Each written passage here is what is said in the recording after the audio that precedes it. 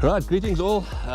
Here we are once again, going through the video session, and we've had a bit of feedback from the previous runs, mostly of it good. 1 or 2 points.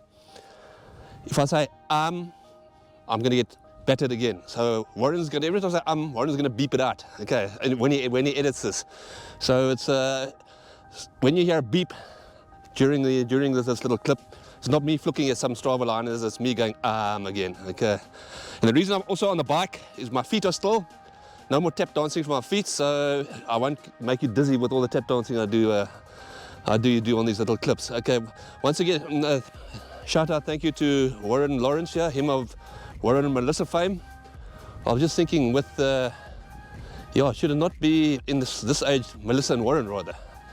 Yeah, so no, thanks Warren, much appreciated. All right, just a quick, we're shooting something exciting here today. I'm sure you're all wondering, what are you looking at? What are you seeing?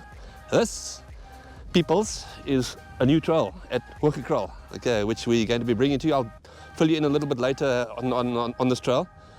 But yeah, exciting times here at Hoogekraal. Things are really happening with the advent of this new little trail. The big flow trail at the top there, which we're getting close to finishing. I'll update you on that a little bit later as well. And then also there's something else which we're going to keep secret.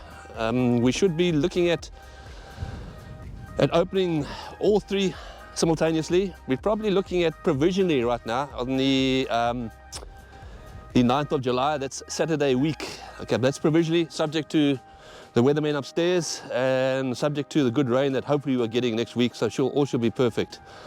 Just an update of where we are trail-wise as well. We started at Merendal Tuesday, yesterday. Bennett Nell is busy up there. We're basically going to we're concentrating on the bottom section of Merendal this year. We generally are going to redo everything. Okay, all the nice features of Merendal will be built back up to the original build specifications or whatever, so that when Merendal rides the way it used to ride. I did say to you, give us a bit of time on Merendal, because when we took it over, it was in a bit of a state. We've managed to clear it and get it rideable and whatnot. So the next phase now is to get everything built up beautifully and nicely. So Bennett's going to be spending the next 6 weeks there. And believe me, once he's done, it's going to look spectacular. Hillcrest, Eugene Haley is doing a fantastic job. I don't know if any of you have ridden there recently. I've received nothing but compliments on the work he's done. It's smooth, it's beautiful. We got about another 2 weeks to go there. We're just busy with the bottom section there. What do they call it now? Roy cut. We're busy with the bottom section of Roy cut, and it should be done, good to go. Thereafter, Eugene's moving on to Bloemendal, where we still got Be Nice to do. We still got the flow trail to do. We still got, what's the other? Lomoterra to do as well. So he'll sort that out for us. So yeah, things are happening. This side, northern side, as I said, we really need more rain. I know I sound like a stuck record, and most of you want to go, yeah, not him and his rain again. But it's amazing, these north-facing trails here, how quickly they dry out. And unfortunately, most of the trails here at Hoogekraal, Velvergenoegd and Fair Cape are north-facing, so they do dry out. But I've ridden all 3 of these trails recently, and they're all riding superbly at the moment, so there's nothing to worry about or fear about. So that's where we are in terms of trail-wise, exciting times. Once again, if you come across anything you're not happy with, please feel free to get onto the website and notify the trail maintenance request side of things. So if anything you're not happy with, please let us know. All right. In terms of cutting, clearing and cleaning up all the wet spots, we have a separate crew on the go. That's young Erkies, Liam.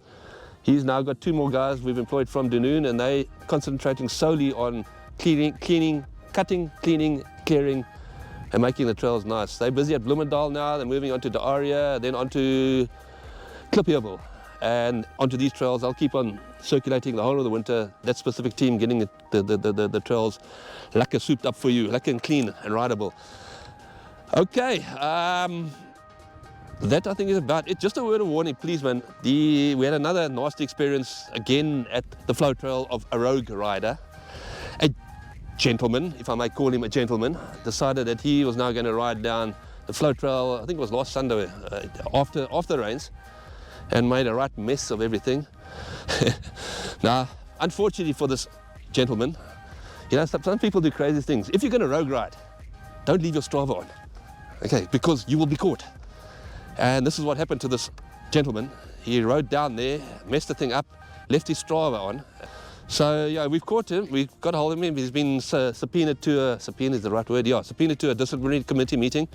And believe me, we made a decision at committee level. If this guy cannot defend himself or is proven guilty or whatever you want to call it, he's going to be dealt with harshly. So that's good to know. So I'll keep you in the loop on that one, but please stay off it, guys. I said in the last one, just stay off a closed trail. The closed trail signs are up there. You just don't understand the damage you're doing to a trail by riding it when it's not ready to be ridden.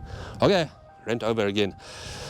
That's about my 2 cents for the week. I just want to introduce you to this new little trail here, this new little butte. It's above the gorge here, the top of the gorge. Most of you know that climb coming up to the gorge is not so lekker. Unless you've got an e-bike, which makes all the difference. But it's not a lekker climb. Now, I've always been eyeing this piece of land just above it here with a view to linking this into the gorge. So you can have one lekker descent all the way down there. And eventually I got permission from the farm owners who have been very receptive to us wanting to build more trails at Hoogekraal, and he said, Patrick, go for it. So what we've done here, this is just, if you're going up past the skills park on your left hand side, to the right hand side, we're going to A-frame over a fence. We've got this beautiful little trail here, which splits you out onto this monstrosity of a drop-off. Unfortunately it's closed off, so we can't ride it. We will show you one day when it's open how to ride it, but this links you then directly into the gorge, straight down all the way. The idea is eventually, and that's next year's build, to extend this gorge all the way to the fence to Hoogekraal to the right. So from the top here all the way down. So this is phase 2. Phase 1 was the gorge. This is phase 2. Unfortunately, we decided to make it a little bit tricky and make it a black route. So yeah, it is going to be difficult. There are 2 reasonable sized drop-offs, and there's quite a decent rock garden up at the top here. So short, it's only about 150, 200 meters, but it's nice and tricky. So those of you who've been crying out for a little bit of gnaw on our trails, here it is. Those of you that don't want to do it, still the old route is open, and you can still utilize that, so it's not a problem.